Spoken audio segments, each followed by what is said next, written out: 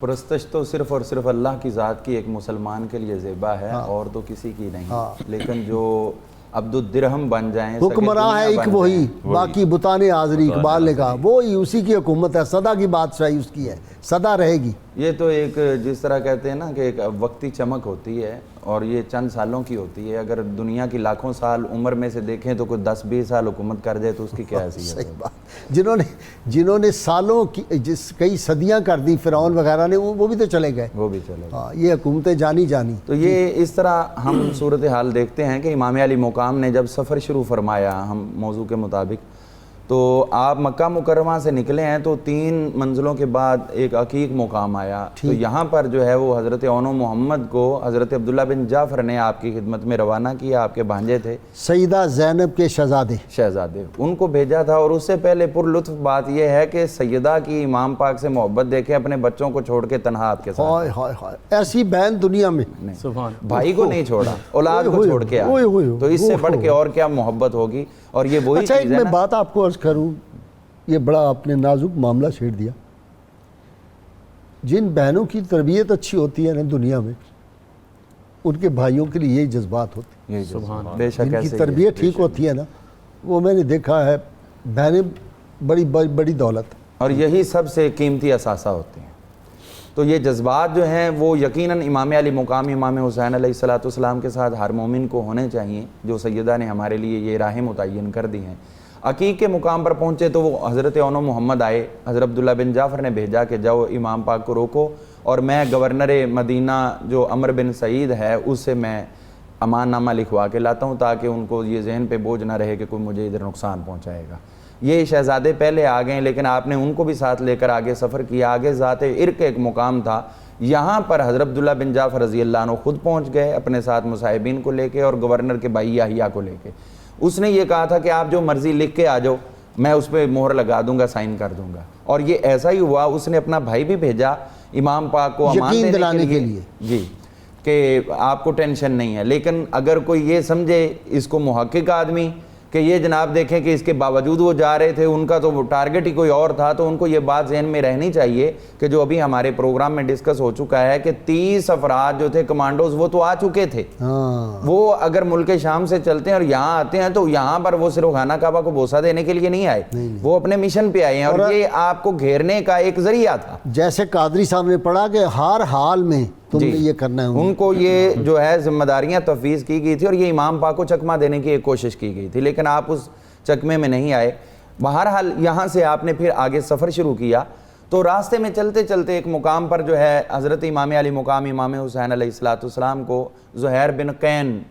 کی مصاحبت بھی ملی، جو اس وقت پہلے تو آپ کے ساتھ تھوڑا ہٹ کے سفر کرتے رہے، لیکن ایک جگہ پہ انہوں نے خیمہ لگایا ہوا تھا، تو امام پاک کی طرف سے ان کو پیغام پہنچا، تو وہ حیرت میں پڑ گئے کہ میں اتنے دنوں سفر کر رہا ہوں، لیکن آج آپ نے اچانک مجھے یاد فرمایا۔ تو ان کی بیوی کہنے لگی سوچنے کیا حاجت ہے، جلدی پہنچو آپ کی خدمت میں۔ یہ ادھر گئے، امام پاک کے ساتھ گفتگو ہوئی، جب واپس آئے تو کہنے لگے ساتھیو جس نے جانا ہے چلے جاؤ، جس نے مجھے چھوڑنا چھوڑ دو، اور میں نے فیصلہ کر دیا، بیگم کو بھی آزاد کر دیا تھا، میں فیصلہ کر چکا ہوں کہ امام پاک کی مصاحبت کو ترک نہیں کروں گا، اور سب سے قیمتی رشتہ جو ہے وہ میری زوجہ کے ساتھ ہے۔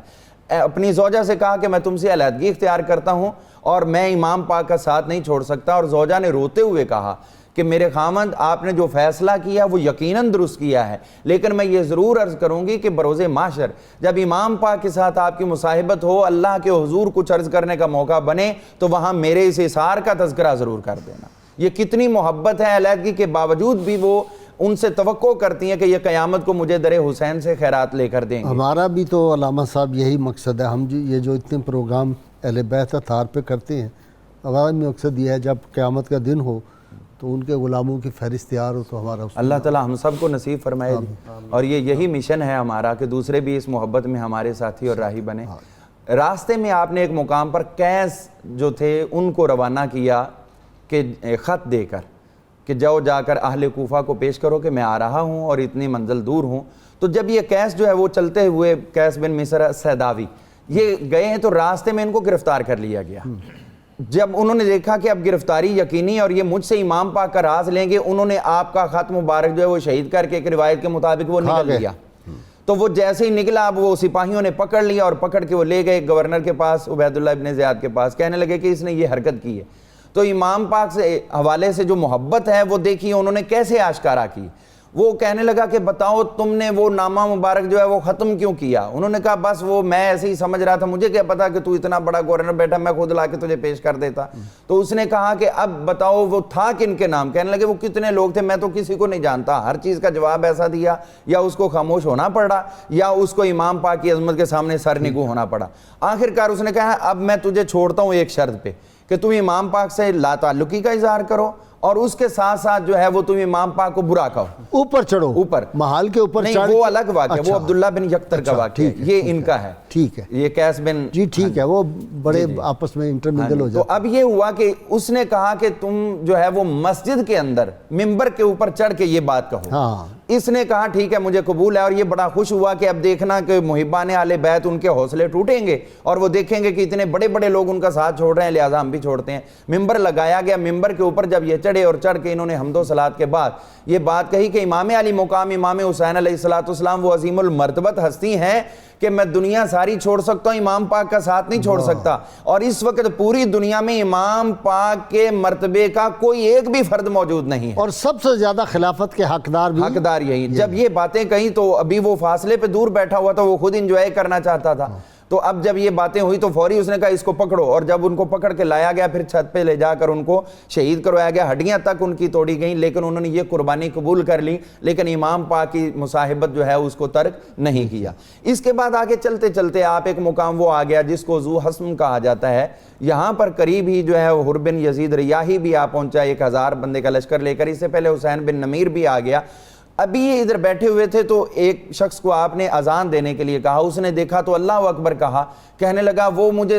پوچھا کہ یہ الگ سے تکبیر کیوں کہی ہے؟ کہنے لگا وہ سامنے مجھے خرمے کے درخت جو ہے نا وہ نظر آ رہے ہیں کھجوروں کے، تو آپ نے فرمایا کہ یہ علاقہ کھجوروں والا نہیں ہے، غور سے دیکھو۔ جب دیکھا گیا تو وہ حر جو ہے وہ لشکر لے کر آ رہا تھا، اور امام پاک کے پاس ایک چشمہ تھا۔ یہ حوض کوثر کے جو ساقی ہیں ان کا کردار یہ ہے کہ اگر دنیا میں ایسا ہے تو آخرت میں کیسا ہوگا۔